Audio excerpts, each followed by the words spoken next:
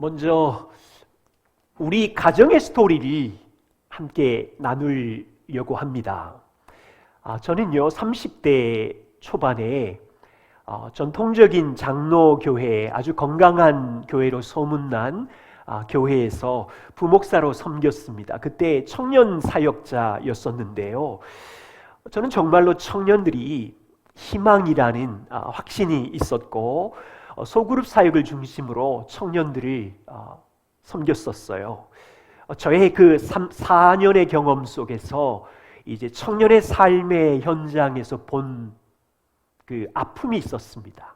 우리 청년들의 가정의 80%, 90%가 가정의 휘청거림, 또 부모에 대한 미움과 상처, 심지어 어떤 친구들은 증오심, 너무 고통스럽게 신음하는 모습을 보고 정말로 당황했었어요. 또한 청년들의 삶에 조금 들어가 보면요, 문화의 공격이 청년들을 고통스럽게 했었습니다.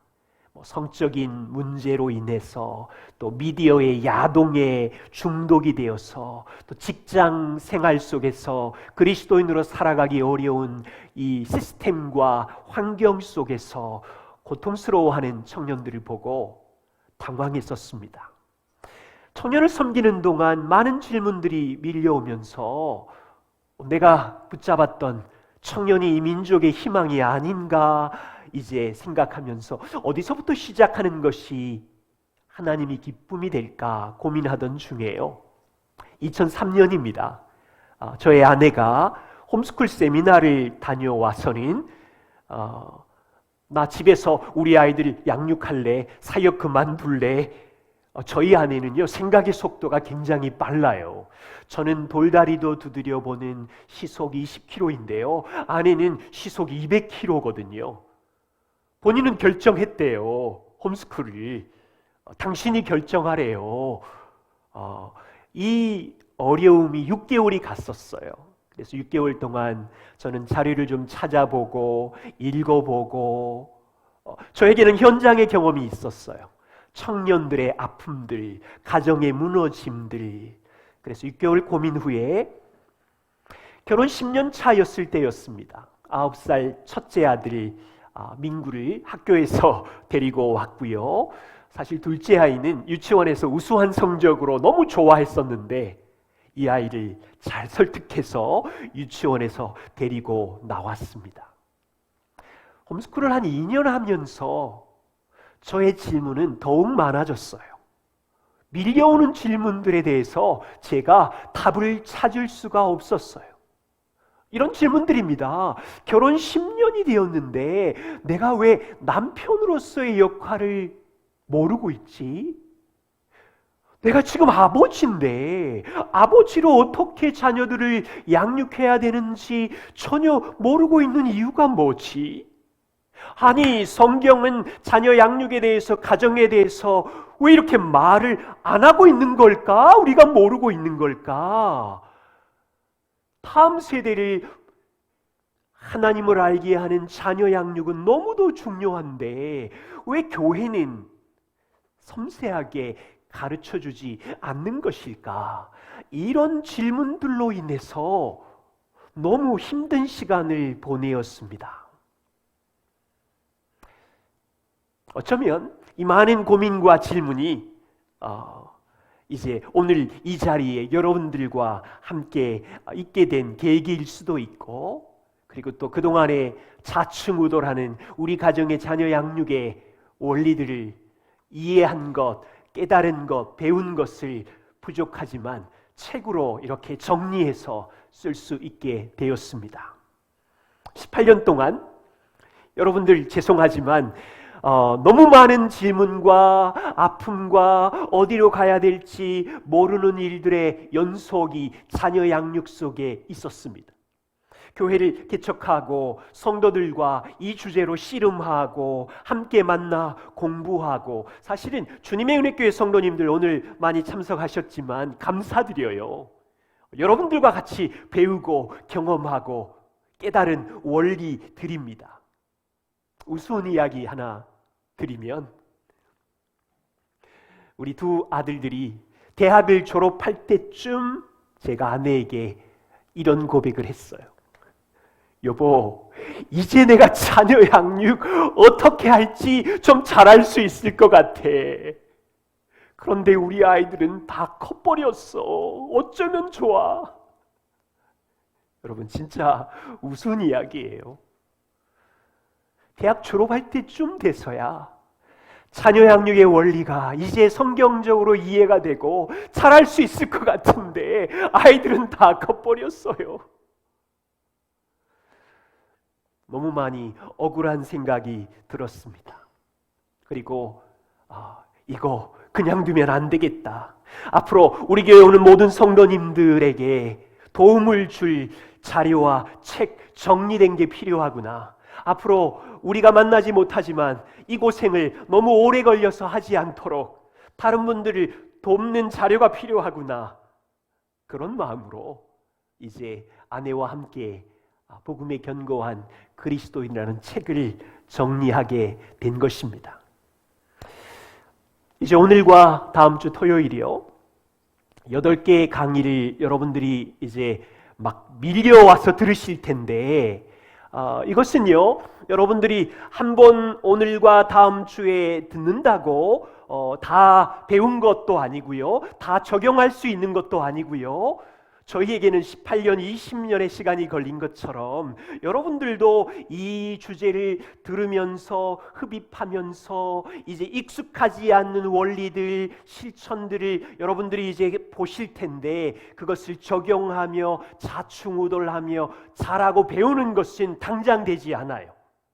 천천히 할 수 있는 것부터 우리 가정의 자녀들의 시즌에 맞게 무엇을 적용할 것인지를 이해하면서 부부가 한 팀이 되시고 하나씩 배우면서 가신다면 충분히 저희보다 시간을 더 단축할 수 있으실 것이고 저희보다 더 아름다운 열매를 맺을 수 있을 것이라고 확신합니다. 자녀 양육의 자충우돌하는 시간 동안 하나님께서 저희 가정을 양육해 주신 것처럼 여러분들 가정도 복음으로 양육하는 것이 무엇인지를 고민하는 여러분들의 삶에도 하나님의 은혜가 임하셔서 일하실 것이라 확신합니다. 오늘 1강 내용은 크게 3가지로 나누려고 해요. 3가지입니다. 첫 번째는요, 지난 한 60년 전까지, 100여 년 전까지 있었던 이 일반적인 전통적인 가정의 그 역할들, 기능들이 무엇인지를 좀 확인하면서 오늘 이 시대에 이 전통적인 가정의 기능들을 거의 상실해버린 현장을 우리가 살고 있다라는 것을 나누려고 해요. 그리고 우리가 살고 있는 이 그리스도인이 머무르고 있는 교회의 현실은 무엇인지 우리 진단한 다음에, 3번째, 우리 모두 다 복음에 기초한 자녀 양육의 원리로 다음 세대를 세우기를 원하시는데 그 원리 한 3가지 정도를 여러분들과 같이 함께 나누겠습니다. 준비되셨나요? 첫 번째입니다. 전통적인 가정, 여러분 우리 부모님 세대도 그와 같다고 저는 생각이 되는데 우리 할아버지, 우리 부모님 세대, 전통적인 가정에는 7가지 정도의 역할을 하고 있었습니다. 가정은 자녀들이 출생하고 양육하고 성장하는 장소였습니다.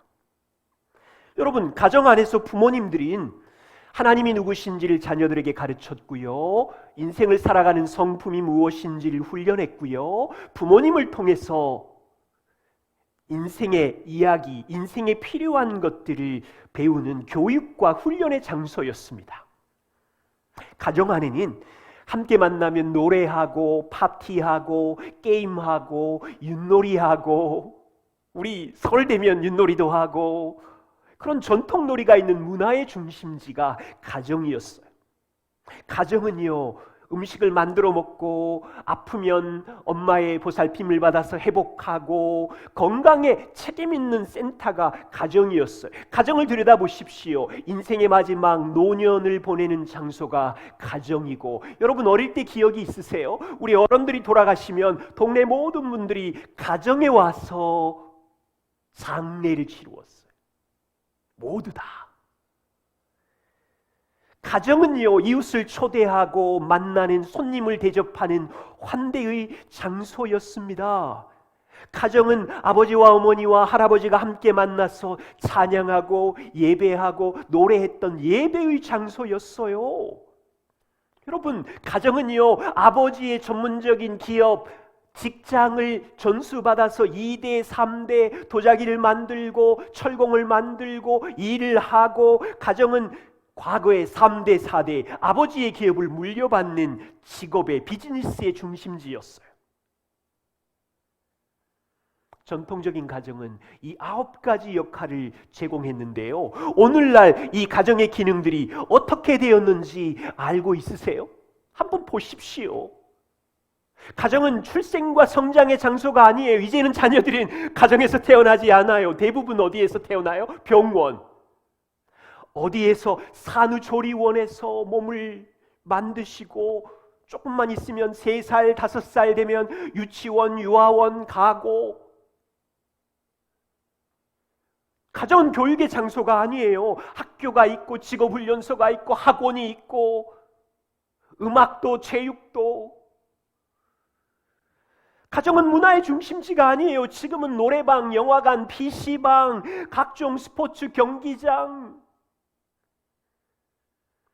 가정은 몸의 건강을 회복하는 중심이 아니라 이제는 병원이 있고요, 이제는 피트니스 센터가 있고요, 이제는 가정에서 건강의 중심지, 음식을 요즘은 배달의 민족 앱이 발전해가지고 음식도 이제 집에서 안 만들라 그래요.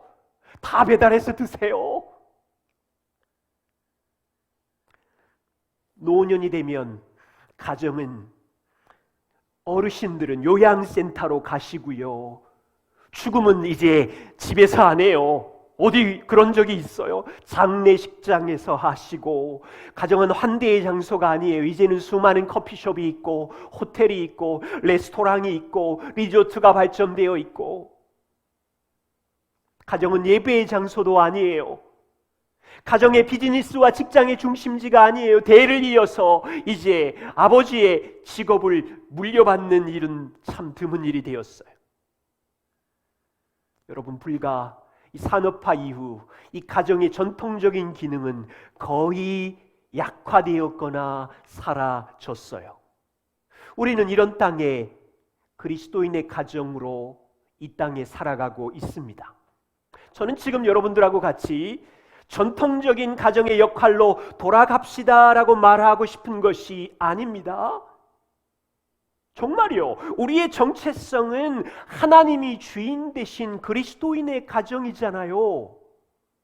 그러면 우리는 이 7가지 역할은 다 할 수 없지만 하나님이 우리에게 맡겨주신 가정의 중요한, 포기할 수 없는 역할, 그건 해야 되잖아요.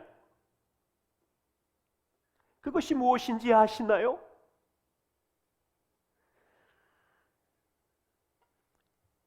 성경 한 구절을 보지요. 신명기 6장입니다.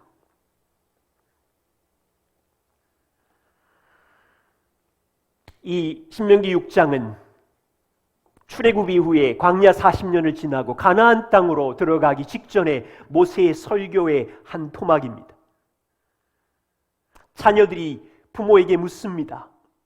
후일에 내 아들이 내게 물을 것인데 우리 하나님 여호와의 명하신 증거와 말씀과 규례와 법도가 무슨 뜻이냐고 자녀들이 물을 겁니다. 여러분, 이스라엘 백성들이 가나안으로 들어가 보세요. 자녀들이 물을 거예요. 아버지가 말하는 여호와가 누굽니까? 아버지는 자꾸만 십계명을 말하고 율법을 말하는데 가나안 땅에 와보니 가나안 땅의 문화와 가나안 땅의 세계관과 가나안 땅의 가치관들이 있는데 아버지의 말하는 것과 너무도 달라요. 여호와의 명령과 규례와 십계명이 무슨 뜻입니까? 물을 때에 부모는 어떻게 해야 됩니까? 너는 내 아들에게 이렇게 말하거라. 너희가 역사 가운데 경험한 하나님이 누구인지, 너희가 경험한 살아계신 하나님을 자녀에게 가르쳐라. 어떻게 가르쳐요? 이 출애굽 세대들이 뭘 경험했습니까? 아들에게 부모는 말해야 됩니다. 아들들아, 너희는 지금 가나안의 문화와 세계관으로 인해서 여호와의 계명과 말씀이 너무 달라서 놀랐겠지만 너희는 기억해라. 예전에 몇 년 전에 애굽 나라에 우리는 400년 동안 종이었는데 여호와 하나님께서 역사 가운데 오셔서 초강대국 애굽을 10가지 재앙으로 꼼짝 못하게 하시고 우리는 노예였는데 바로 왕과 그 강한 애굽 군대를 홍해 사건으로 박살을 내시고 큰 이적으로 애굽의 모든 신들을 깨트리신 그 하나님은 살아계신 하나님이시다. 역사를 통치하시는 하나님이시다. 아들아, 들어라. 우리는 40년 동안 광야라고 하는 이 고통 속에서 하루도 살 수 없었는데 200만 명을 하나님은 하늘에서 만나로 매일 먹이시고 구름기둥과 불기둥으로 인도하시고 바위에서 물을 내시고 그 하나님이 약속의 땅 가나안 땅에 우리를 민족 삼으시고 이 가나안 땅에 너희가 볼 때는 이상한 문화와 이상한 가치관의 사람들을 만나겠지만 하나님은 살아계신 하나님이시며 역사의 통치자 하나님이시며 그 하나님께서 우리의 행복을 위하여 십계명을 주셨고 율법을 주셨고 규례를 주셨으니 어떤 상황이든지 너희가 행복하려면 가나안의 문화를 버리고 세상의 문화를 버리고 이 땅의 신들을 따르지 말고 살아계신 하나님을 사랑해야 하고 그 명령과 규례를 지켜야 하느니라. 여러분, 저는 전통적인 가정의 7가지 기능을 다 할 수 없지만 부모님들이 가정에서 자녀 양육 현장에서 포기할 수 없는 것 한 가지가 있다면 신명기 6장에 우리가 경험한 복음의 하나님께서 우리를 사랑하사 아들까지 이 땅에 보내시고 십자가에 죽이시고 부활하시고 지금도 승천하시고 역사 가운데 통치하시는 하나님, 내 삶의 주인 되신 하나님, 그분이 우리의 행복을 위하여 말씀하신 그 말씀, 이거 가르쳐야 되지 않나요?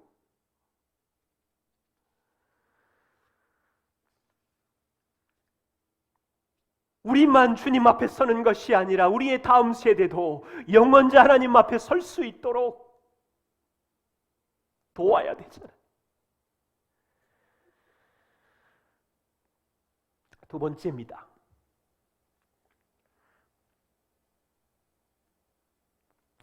그 다음 페이지. 우리가 살고 있는 교회의 현실은 무엇입니까?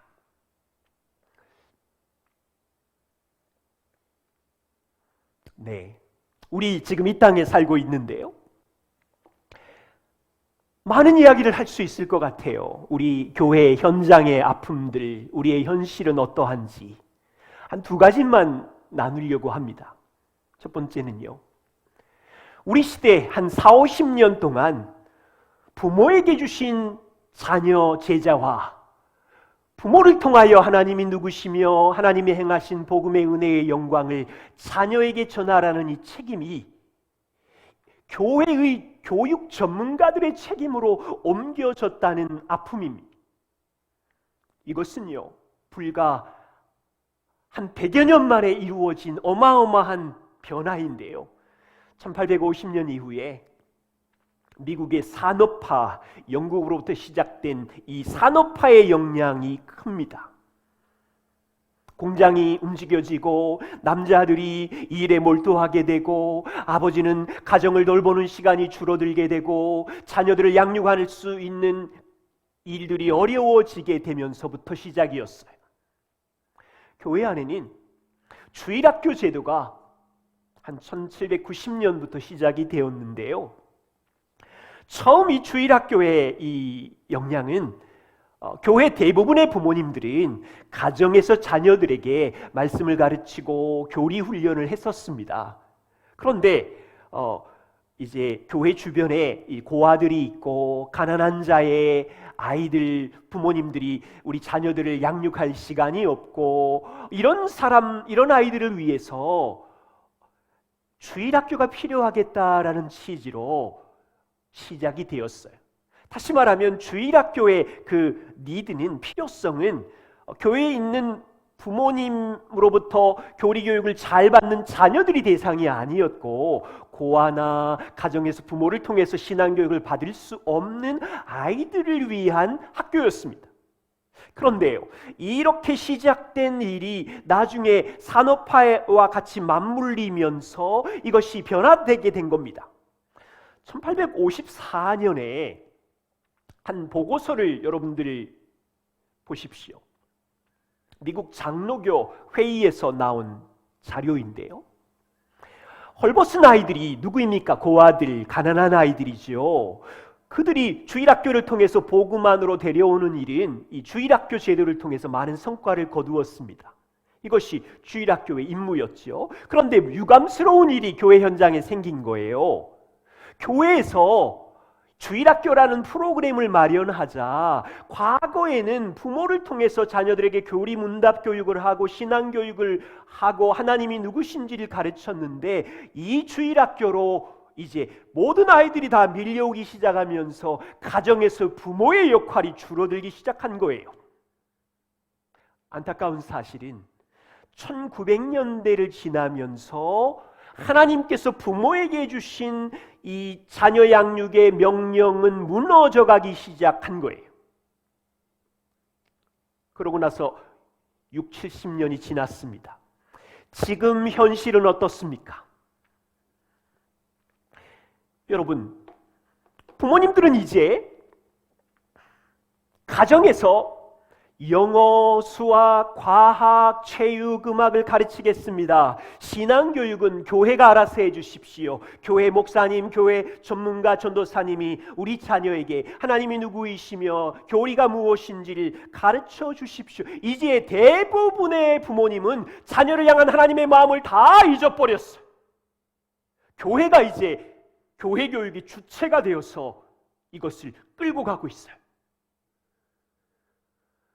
문제의 심각성은 작지 않아요. 부모가 일상의 삶의 현장에서, 일상의 삶의 모든 시간 속에서 자녀들에게 하나님의 성품과 복음 안에서 일하신 하나님의 은혜와 사랑을 가르쳐야 되는데, 이 원리는 무너지고 뭘로 바뀌었습니까? 일주일에 1시간 교회 건물 안의 교육으로 이것이 옮겨져 가게 되었는데, 지금 보세요. 작년부터 코로나 재난이 밀려오게 되자 이제 이것도 무너졌어요. 이것도 무너졌어요. 뭘로 바뀌었어요? 콘크리트 건물 안에 있는 1시간의 자녀 교육이 이제는 컴퓨터 앞에 있는 온라인 줌이나 유튜브의 환경으로 바뀌어졌어요. 너무 슬퍼요. 너무 슬퍼.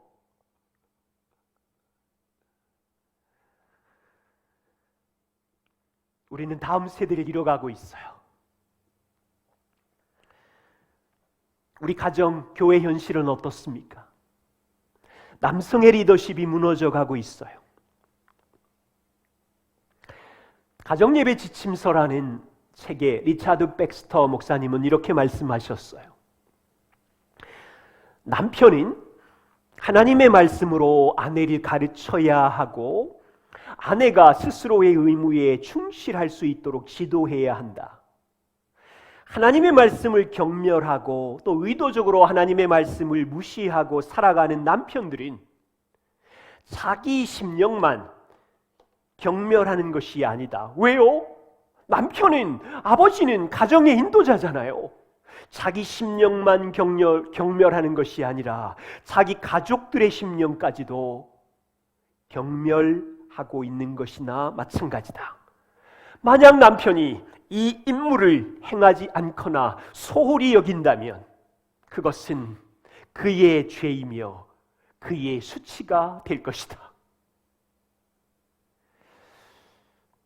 저에게 영국 친구 데이브 테일러 목사님이 있었습니다. 저는 한동안 영국 사회가 급속하게 세속화되는 것이 이해가 되지 않았어요. 그래서 영국 사람에게 물어보고 싶었어요. 데이브에게 이렇게 질문했어요.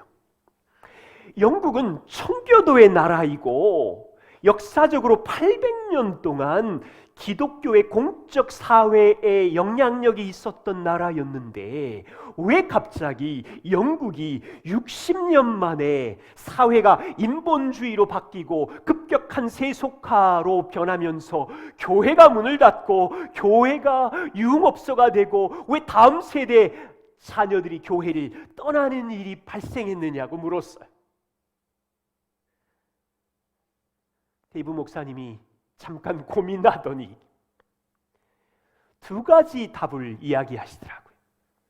두 가지 이유가 있는데, 하나는 영국이 세계 1차 대전, 2차 대전 이후에 도시들이 붕괴되었을 때 영국에 있는 모든 남자들이 도시를 일으키고 세우느라고 너무도 바쁘고 분주해서 도시는 변화되었지만 사회는 물질주의와 풍요주의가 밀려오기 시작했고, 또 두 번째 이유는 아버지들이 분주하고 바빠졌기 때문에 가정을 돌볼 수 있는 시간도, 자녀를 돌볼 수 있는 시간도, 아내를 돌볼 수 있는 시간도 없어서 800년의 기독교 역사이지만 5, 60년 만에 사회는 하나님을 떠난 인본주의로 가득하게 되었다고 말했어요.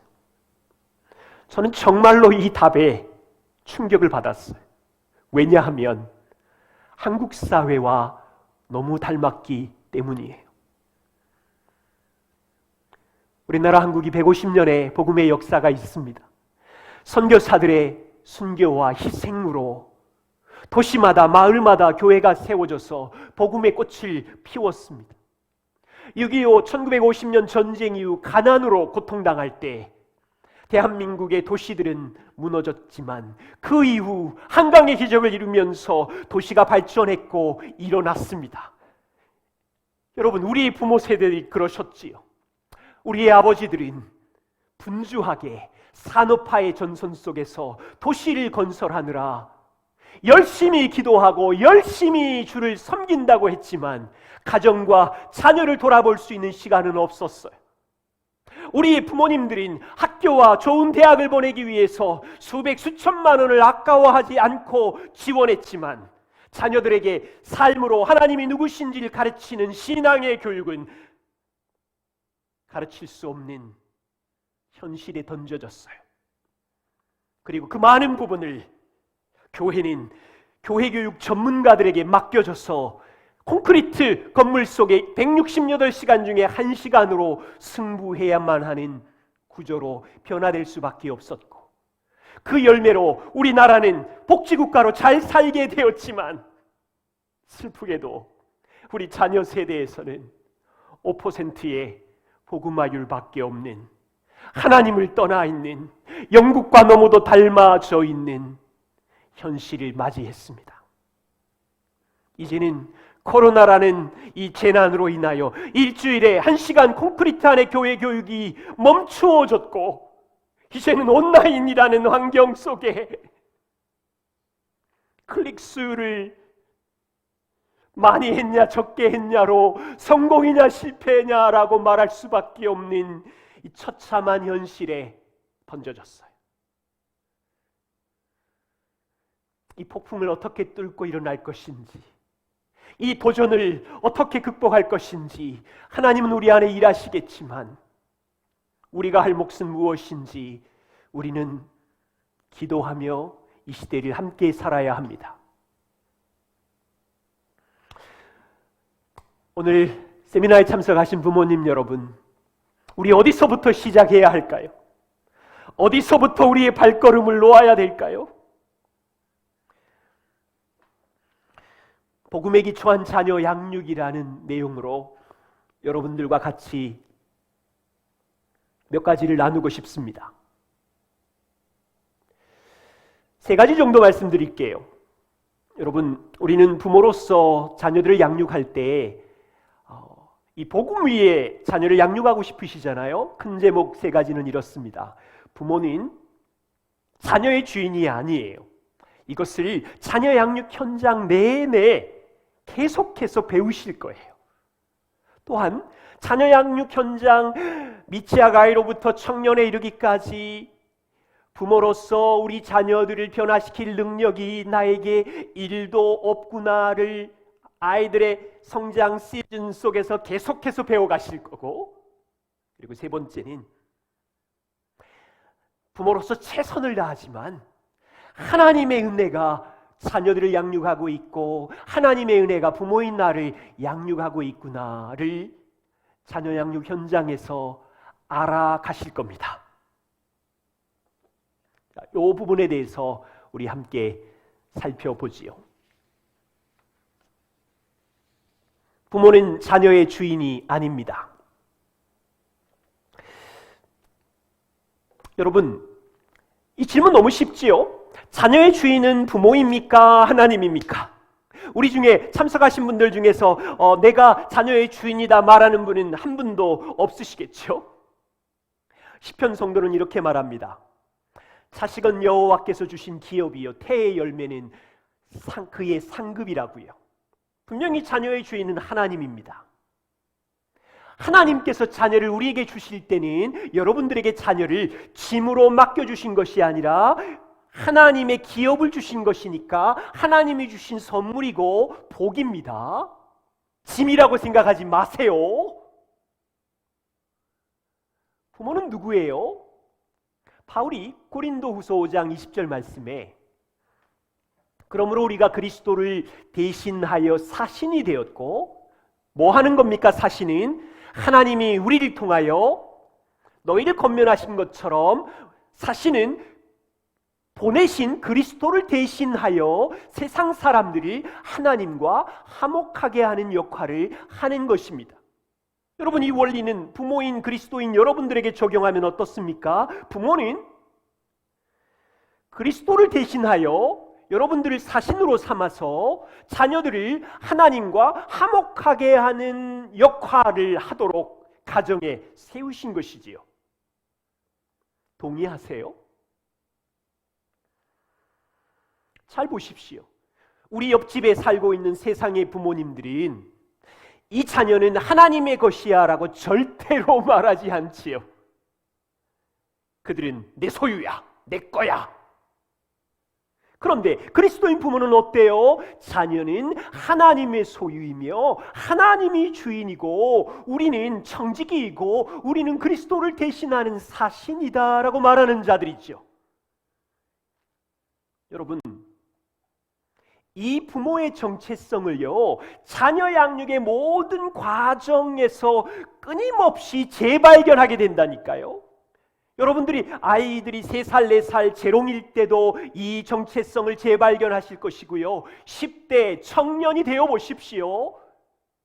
더욱 이 정체성에 대한 재발견이 계속되면서 우리의 자녀 양육이 세상의 자녀 양육과 완전히 다른 양육이라는 것을 알아가실 거예요.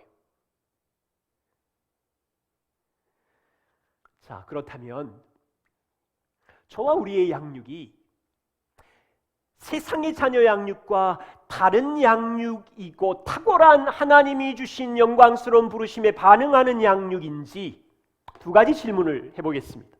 첫 번째 질문은 부모의 정체성을 결정하는 것은 무엇입니까? 보세요.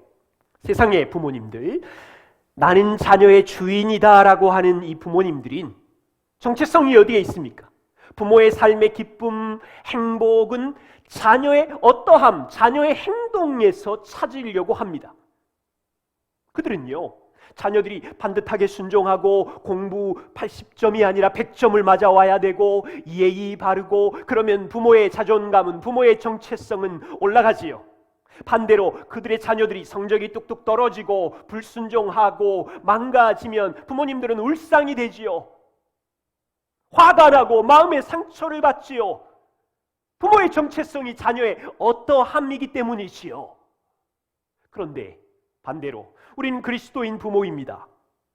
나는 그리스도를 대신하는 사신이라는 정체성을 가졌습니다. 이 정체성을 가진 부모님들은 자녀가 고집을 부리고 뒹굴고 실패를 하면 우리 마음이 아프지요.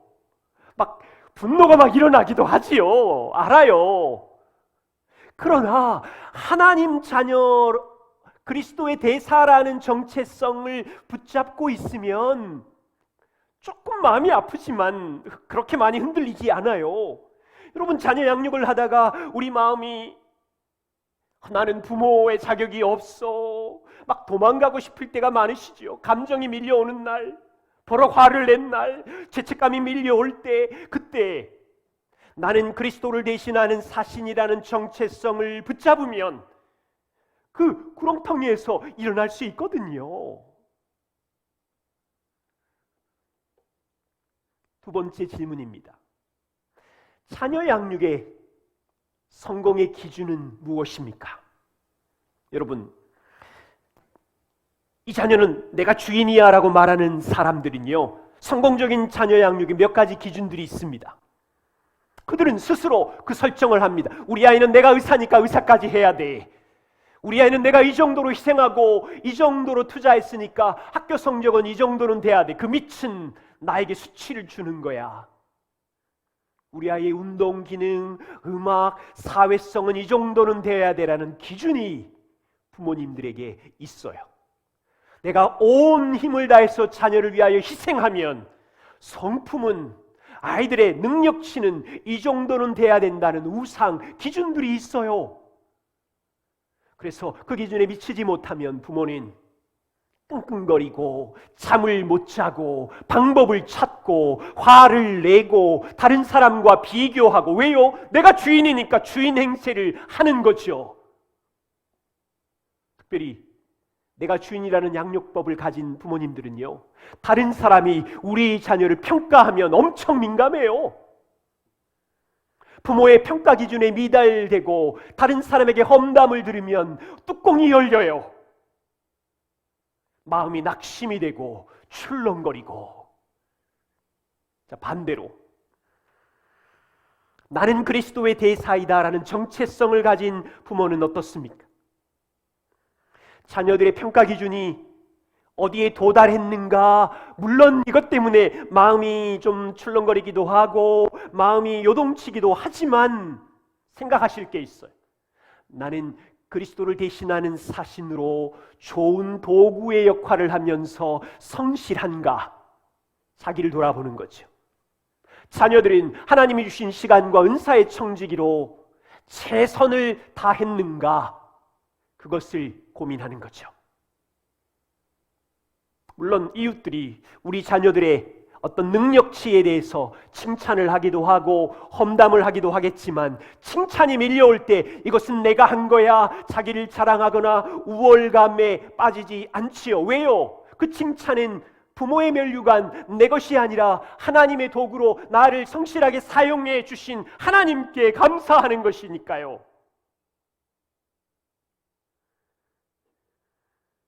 여러분, 첫 번째 말씀을 드렸어요.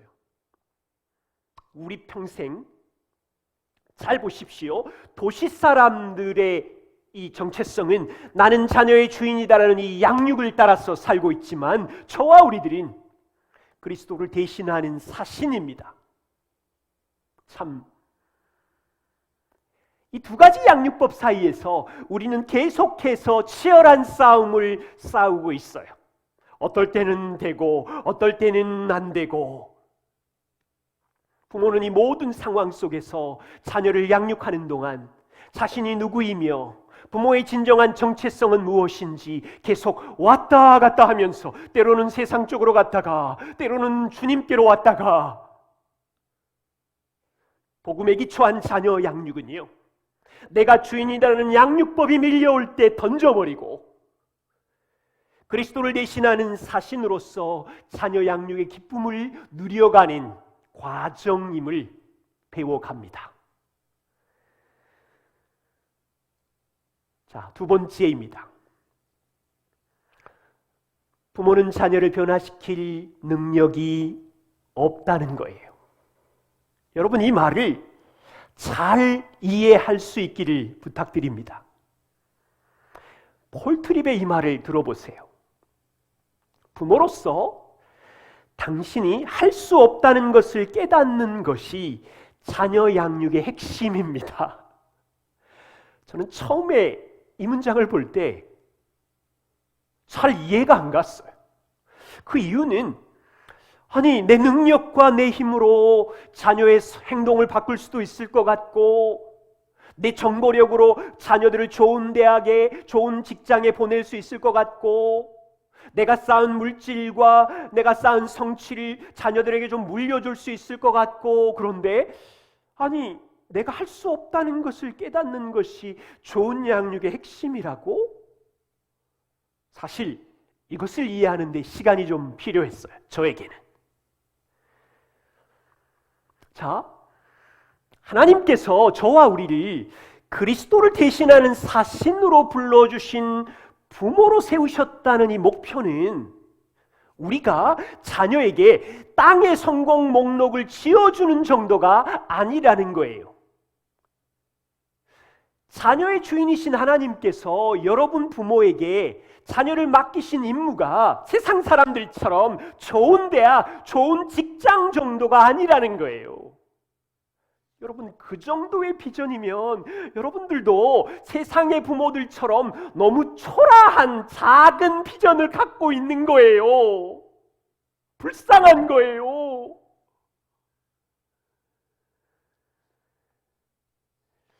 그래서 이 대목에서 우리는 명심해야 되는데 하나님께서 저와 부모인 여러분들에게 자녀를 맡기신 비전은 단지 세상을 살아갈 지적인 능력을 최대치로 늘려주고 세상을 살아갈 기술의 능력을 최대치로 전수시키는 자가 아니다. 이거 이해하셔야 되고요. 그럼 부모의 사명은 뭡니까? 내가 경험한 영광의 하나님을 신명기 6장으로 말하면 가나안 백성들은 경험하지 않는 출애굽의 하나님, 홍해를 가르신 하나님, 광야에서 역사를 통치하시고 공급하시는 하나님,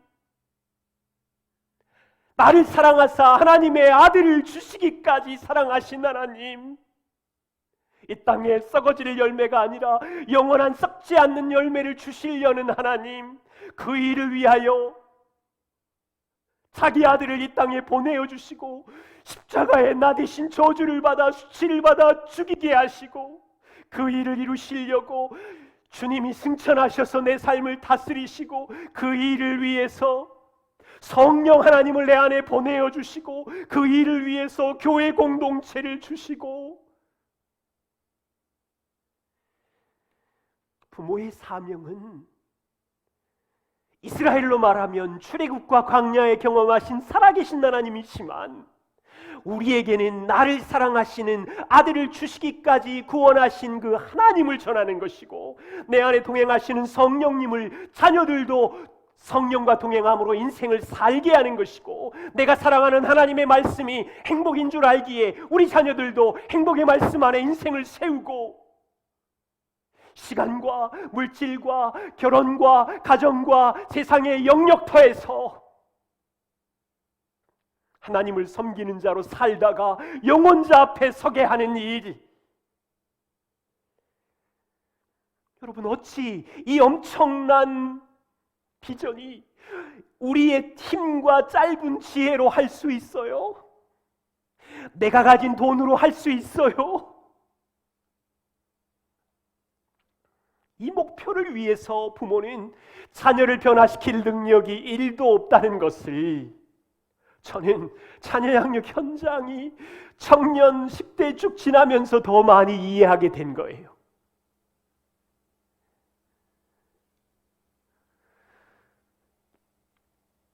자, 세 번째입니다.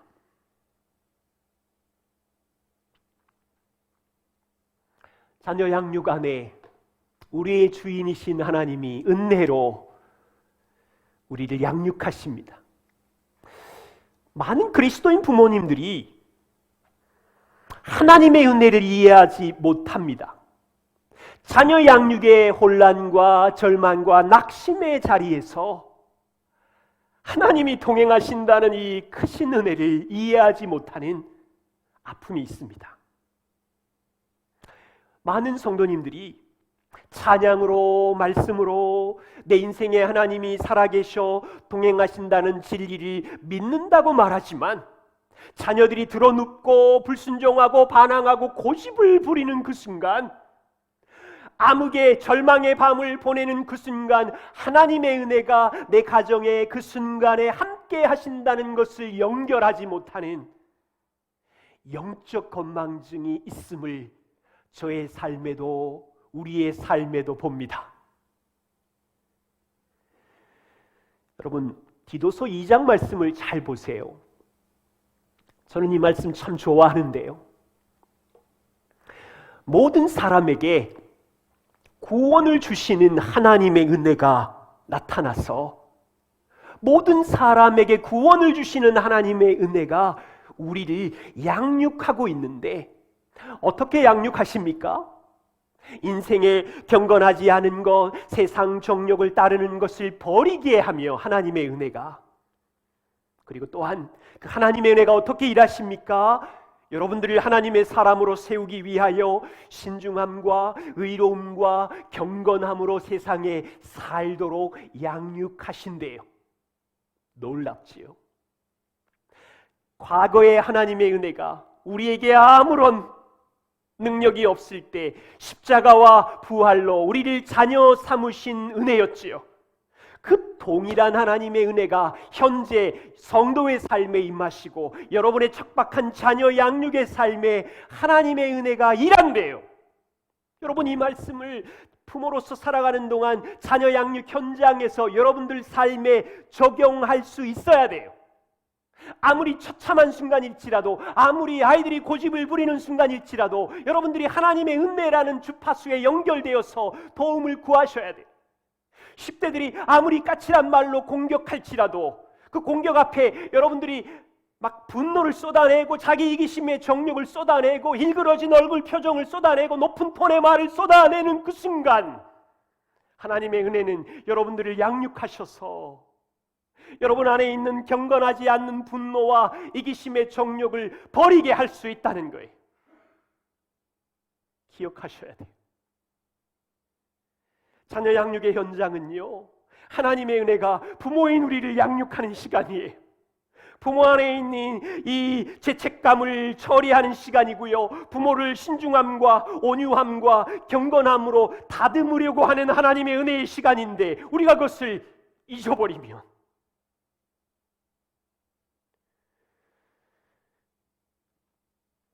한 사료를 말씀드리죠. 여러분이 여기 있는 표는 미국의 프리셔츠라는 여론조사에서 14개 나라, 영국, 미국, 프랑스, 독일, 한국 이 국민들 조사한 건데요, 14,276명을 대상으로 설문조사를 했어요. 그 조사의 항목은 9가지였는데 기후변화, 감염병 확산에 대한 것, 테러에 대한 것, 이런 항목을 각 나라 14개 나라 사람들이 얼마나 불안을 느끼는지를 평가하는 조사였어요. 여기 순서를 보시면 14개국 중에서 일본이 88% 높아요. 미국이, 스페인이 78%였어요. 그런데 1등이 누구예요? 한국이에요. 89%. 감염병 확산이 국가의 중대한 위협이라고 생각하는 걱정왕, 별명을 붙이자면 코로나 확진자와 감염병이 가장 적은 한국이 가장 걱정이 많고 불안해하는 백성으로 1등. 별명은 한국은 걱정왕. 제 생각에요, 한국의 부모님들은 자녀 양육의 현장에서 만나서 대화를 해보세요. 걱정이 얼마나 많은지 몰라요. 자녀들이 코로나로 인하여 얘가 감염될까 걱정이 이만저만이 아니고요, 공부에 대한 염려, 친구들에 대한 염려, 미디어에 대한 염려, 미래에 내가 잘해준다는, 잘 못해준다는 염려, 산더미 같은 염려를 안고 부모님들이 살아요. 부모님 여러분, 첫 번째 강의를 마치면서 2개를 부탁을 드립니다. 하나는요, 걱정을 멈추십시오. 여러분 삶에 동행하시는 하나님의 은혜를 기억하십시오. 우리는 누구입니까? 그리스도를 대신하는 사신입니다. 여러분들의 자녀들은 하나님이 주인이십니다. 하나님께서 놀라운 계획을 갖고 계십니다.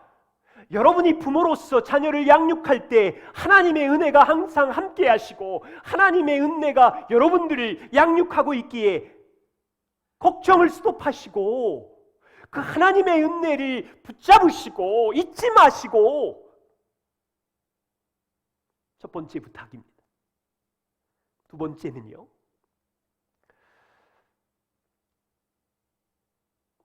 부모인 우리가 매일 기억해야 되는 것이 있어요. 우리가 자녀를 양육하는 동안 하늘 아버지가 우리를 양육하신다는 이것을 기억하는 거예요. 하나님의 관심은 복음을 경험한 부모님이 하나님의 은혜랑 접속해야 그 은혜를 자녀들에게 흘려보내는 것이거든요. 우리 눈앞에 고집센 자녀들이 뒹굴고 자기 까칠한 불순종으로 쏟아내고 있는 그동안 우리는 그 자녀들에게 어떻게 반응하고 있습니까? 우리도 고집세게 불순종으로, 분노로, 비교로, 험담으로 반응하고 있으면 하나님 아버지가 그 순간 고집센 부모인 우리를 은혜로 양육하고 있다는 사실을 자녀 양육의 모든 시즌 속에서 기억하셔야 합니다. 저와 아내는 자녀 양육의 과정 속에서 이것을 이해하기 시작했어요. 부모로서 우리 자신이 얼마나 부족한지 들통날 때마다 쥐구멍이라도 숨고 싶은데 하나님의 은혜가 우리를 부모의 자리에 두셨고 하나님의 자녀를 우리에게 맡기셨다는 이 부르심이 놀라웠어요. 저와 아내에게 끔찍한 우상들이 자녀 양육 현장에 계속 들통나는 고통스러운 밤들이 있었지만 우리를 사랑하사 우리를 양육하시는 하나님 아버지의 은혜를 알아가면서 나누고 싶은 건 이거예요. 자녀 양육에서요, 넘어져도 괜찮아요, 실패해도 괜찮아요.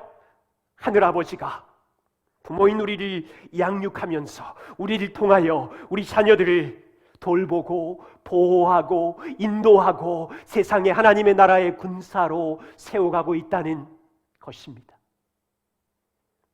세 가지 전통적인 가정의 기능들은 무너졌습니다.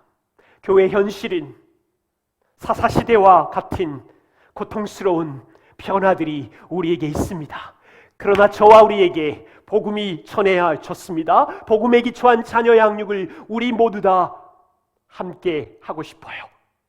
그러려면 자녀 양육의 미취학, 초등, 10대, 청년 이 모든 과정에서 우리는 계속해서 세 가지를 배워갈 겁니다.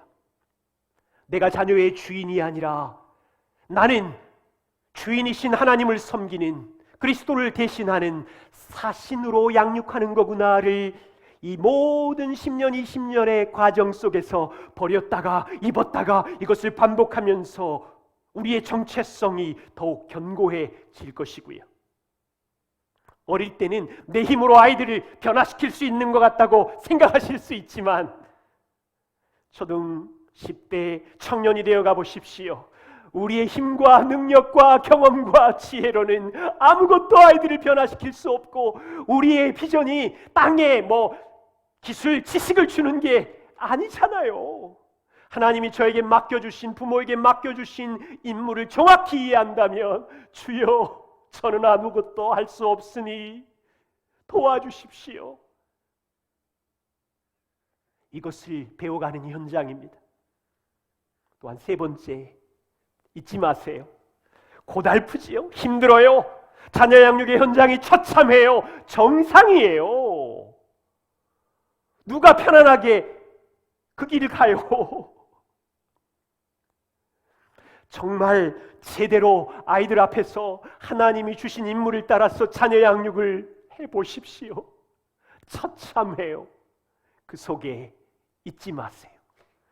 하나님의 은혜가 우리를 자라게 하시고 훈련하시고 우리를 그리스도 닮게 하시고 우리가 경험한 그 은혜를 자녀에게 흘려보낼 때마다 그 은혜가 우리 아이들을 만들어 가시고 우리 아이들을 세우시고 우리 아이들을 하나님의 사람으로 부모를 보면서 경험하고 자라가고 있어요.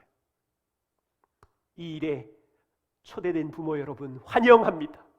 함께 그 길을 가십시다.